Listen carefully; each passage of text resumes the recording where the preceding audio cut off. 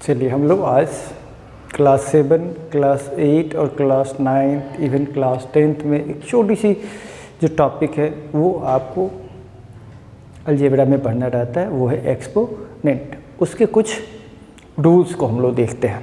ठीक है, क्या देखना है हम लोगों? जो टॉपिक हम लोग देखने जा रहे हैं उस टॉपिक का नाम है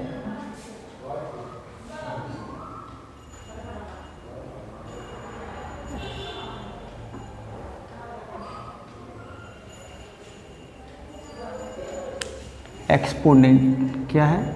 एक्सपोनेंट एंड रेडिकल्स।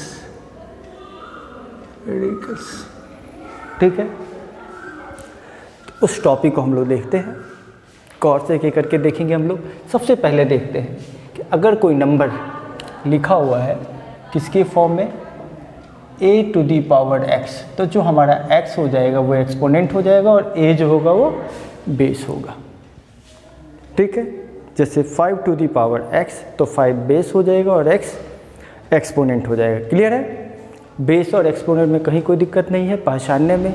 अगर किसी को एक्सपोनेंशियल फॉर्म में लिखना है, क्या करना है? एक्सपोनेंशियल फॉर्म में अगर लिखना है तो उस नंबर को पहले हम प्राइम फैक्टर निकालेंगे और जो नंबर जितने टाइम्स रिपीट करेगा वो उस नंबर का पावर हो जाएगा। अगर 5 टाइम्स रिपीट कर रहा है तो वो 2 टू दी पावर 5 लिखाएगा। अगर कोई नंबर 3 अगर 6 टाइम्स रिपीट कर रहा है तो 2 टू दी पावर 6 लिखाएगा।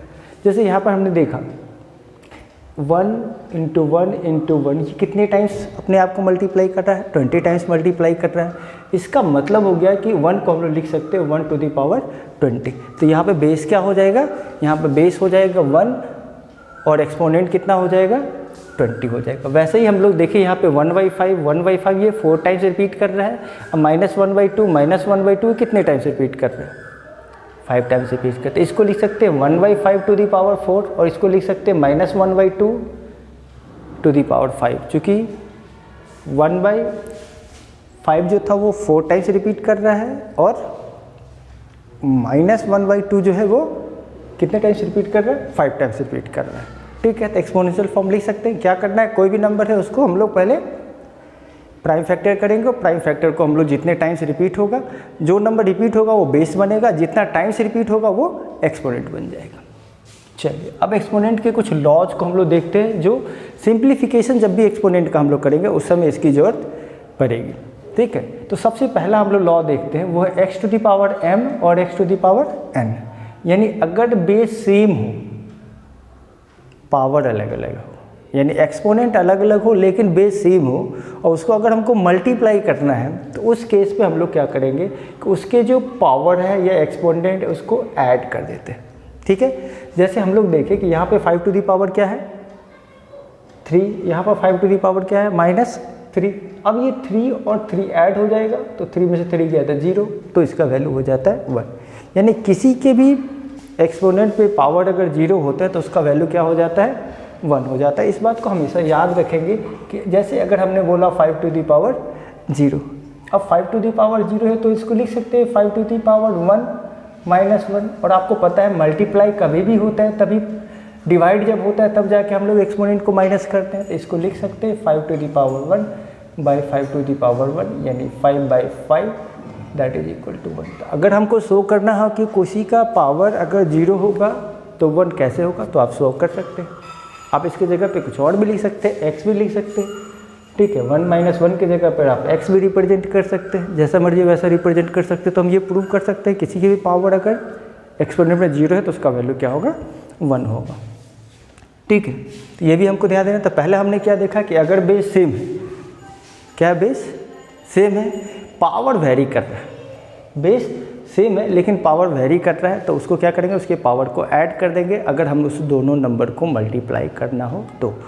ठीक है, जैसे अगर हम लोगों ने देखा कि यहाँ पर एक नंबर था 5 जो 3 टाइम्स रिपीट कर रहा है और एक था 5 जो -3 टाइम्स रिपीट कर रहा है, तो फिर हमने क्या किया? दोनों के पावर को ऐड किया तो वैल्यू हो गया 5 टू दी पावर 0। और चूँकि हमको पता है किसी का एक्सपोनेंट अगर 0 होता है उसका वैल्यू 1 होता है।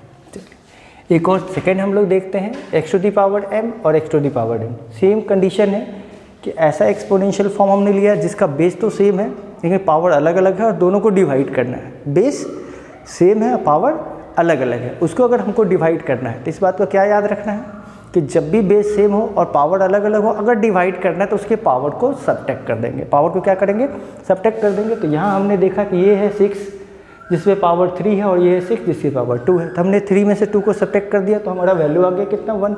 और पता है किसी भी पावर 1 होता है तो उसकी वैल्यू वही रह जाती है जो उसका खुद का है, यानी 6। ठीक है, हमने मल्टीप्लाई के लिए एक्सपोनेंशियल लॉ देखा, डिवाइड के लिए एक्सपोनेंशियल लॉ देखा। ठीक है, अब हम लोग देखते हैं कि अगर कोई नंबर नेगेटिव एक्सपोनेंट के रूप में रहता है, यानी उसका एक्सपोनेंट क्या होता है? नेगेटिव होता है। तो कोई भी क्वेश्चन कभी भी हम अगर सॉल्व कर रहे होते हैं तो हम नेगेटिव एक्सपोनेंट को पॉजिटिव एक्सपोनेंट में बदल सकते हैं अगर हम उसका रेसिप्रोकल लिख दें तो। क्या करेंगे हम लोग? रेसिप्रोकल लिख सकते हैं। जैसे अगर हमने देखा कि यहाँ पर x बाई वाई पे पावर कितना था? -5, तो हमने इसका रेसिप्रोकल लिख दिया 1 बाई एक्स बाई वाई पे power 5 m, 1 by x by y पे पावर m। ऐसे एक और क्वेश्चन ले ले, जैसे हमने p ले लिया, p पे पावर कितना है? -5, यानी -5 उसका नेगेटिव एक्सपोनेंट है, तो जो ही उसका रेसिप्रोकल लिखेंगे तो ये क्या हो जाएगा? पॉजिटिव एक्सपोनेंट में बदल जाएगा। अगर नंबर के फॉर्म में कोई एग्जांपल ले तो 3/5 पे पावर हमने क्या किया? -1, तो इसको हमने जब पलट दिया यानी उसका रेसिप्रोकल लिखा तो हो गया 5/3। तो नेगेटिव को जब पॉजिटिव में बदलना हो तो उसका क्या लिख देना पड़ेगा? रेसिप्रोकल लिख देना पड़ेगा, याद रखेंगे। अब हम लोग फोर्थ देख ले। फोर्थ जो लॉ है उसमें जब कोई दो नंबर का प्रोडक्ट है और उसके ऊपर अगर एक्सपोनेंट है, जैसे हमने देखा x इंटू वाई, यहाँ पर x नंबर है, ठीक है, रियल नंबर है, और y एक रियल नंबर है जिसके ऊपर पावर कितना है? m है। तो हम ये जो पावर होगा वो x पे भी हो जाएगा और y पे भी हो जाएगा। जैसे हमने देखा यहाँ पर 75।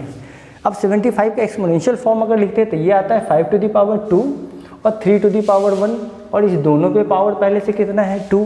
अब ये क्या होगा? ये 2 इसके साथ ही मल्टीप्लाई हो जाएगा और 2 इसके साथ ही मल्टीप्लाई हो जाएगा, तो ये हो गया 5 टू दी पावर 4 और 3 टू दी पावर 2। अब इसको सॉल्व करना चाहे तो आप आगे सॉल्व भी कर सकते, कितना होगा सब।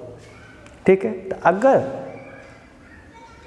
किसी नंबर पे कोई पावर है तो उस नंबर को हम लोग फैक्टराइज करेंगे, और अगर वो एक से ज़्यादा तरह का नंबर है तो वो जो पावर होगा वो दोनों पे आ जाए। जैसे मैंने 75 बोला तो 75 में 25 इंटू 3, तो 25 पे भी पावर चला गया और 3 पे भी पावर चला गया। चलिए एक और क्वेश्चन देखते हैं। जब मल्टीपल पावर होता है, जैसे कोई नंबर है 5, उसका पावर 3 हो गया, फिर उसके पावर 2 हो गया, उसका पावर 7 हो गया, उसका पावर 8 हो गया, तो जितने भी पावर होंगे वो सभी पावर को हम लोग मल्टीप्लाई कर देंगे। जैसे हमने देखा यहाँ पे कि यहाँ पे x पे पावर m था और उसका पावर n था, तो हमने m और n को मल्टीप्लाई कर दिया तो वैल्यू हो गया x to the power m into n। एक छोटा सा एग्जाम्पल हमने लिखा 5/2, इस 5/2 पे पावर पहले 3 था, फिर पावर उस पूरे का पावर 2 है, उस पूरे का पावर 4 है, तो हमने जितनी पावर थे उस सभी पावर को मल्टीप्लाई करे तो आया 5 टू दी पावर 24। एक लास्ट जो लॉस हम लोग यूज करते हैं वो होता है इक्वलाइज करने वाला। जब इक्वल के राइट और लेफ्ट में दोनों का बेस अगर सेम हो तो दोनों का पावर भी सेम हो जाएगा। जैसे यहाँ पे x बेस था, यहाँ पर भी x बेस था, लेकिन यहाँ पे पावर m है और यहाँ पे पावर n है। अब m और n पावर होने के कारण जो पावर होगा वो भी आपस में सेम हो जाएगा, दैट इज इक्वलाइजेशन। क्या बोलते हैं इसको?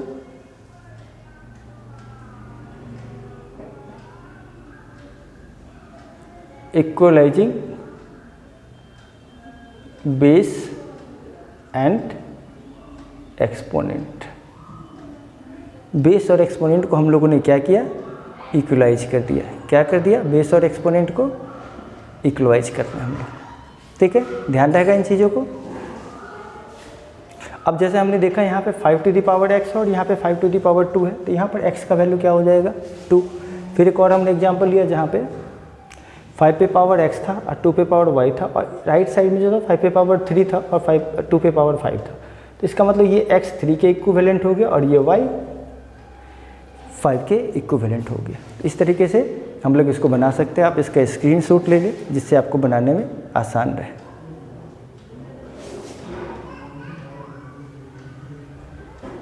ठीक है, मिलते हैं कुछ और टॉपिक के साथ। Keep watching and stay at home, keep yourself safe and always learn. Don't waste the time, This is the very crucial time for all of us. Thank you.